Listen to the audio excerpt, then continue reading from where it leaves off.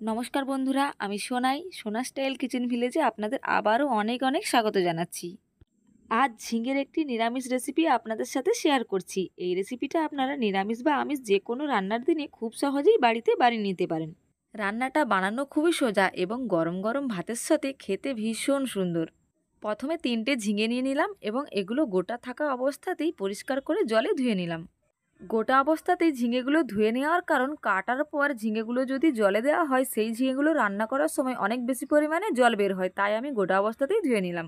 এবার সব ঝিঙেগুলোর ছাল তুলে নিয়ে এইভাবে বড় বড় সাইজ করে কেটে নিয়েছি এবং এই রান্নার মশলা হিসেবে নিয়ে নিয়েছি 1 চামচ কালো সর্ষে এবং 3 চামচ পোস্ত। এই মশলাগুলো আমি একসাথেই শিলনোড়াতে বেটে নিচ্ছি, তবে আপনারা চাইলে অবশ্যই মিক্সিতে বেটে নিতে পারেন। আমার এই রান্নাটি যদি আপনাদের ভালো লেগে থাকে তাহলে অবশ্যই একটা লাইক, কমেন্ট এবং শেয়ার করুন। আর যাদের আমার চ্যানেলটি সাবস্ক্রাইব করেনি তাদের উদ্দেশ্যে বলছি, অবশ্যই আমার চ্যানেলটি সাবস্ক্রাইব করুন। সর্ষে এবং পোস্ত অল্প অল্প জল দিয়ে একসাথে সুন্দর করে বেটে নেওয়ার পর একটা বাটিতে তুলে নিলাম এবং আবারও আমি 3টে শুকনো লঙ্কা অল্প অল্প জল দিয়ে বেটে একই সাথে তুলে নিলাম বাটিতে। এই রান্নার জন্য একটা টিফিন বাটির দরকার, তাই একটা টিফিন বাটি নিয়ে কেটে রাখা ঝিঙাগুলো বাটির মধ্যে নিয়ে নিলাম। এবার তার ওপর দিয়ে দিচ্ছি একসাথে বেটে রাখা সর্ষে, পোস্ত এবং শুকনো লঙ্কার বাটা। অবশ্যই এখানে শুধুমাত্র বেটে রাখা মশলাটাই দেব, কোনো রকম জলের অ্যাড করব না। এবার একটা ছোট সাইজের টমেটো ছোট ছোট করে আগে থেকেই কুচি করে রেখেছিলাম, সেটা দিয়ে দিলাম। দিয়ে দিচ্ছি স্বাদ মতো নুন এবং অল্প একটু চিনি এবং 2 টেবিল চামচ সর্ষের তেল। এবার হাতের সাহায্যে ঝিঙে ও মশলাগুলো খুব ভালোভাবে একটু চেপে চেপে মাখিয়ে নেব।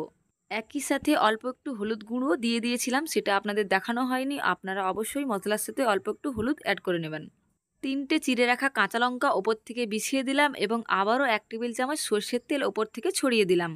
সবশেষে দিয়ে দিচ্ছি সামান্য ধনেপাতার কুচি। আপনাদের হাতের সামনে যদি না থেকে থাকে তাহলে আপনারা নাও দিতে পারেন।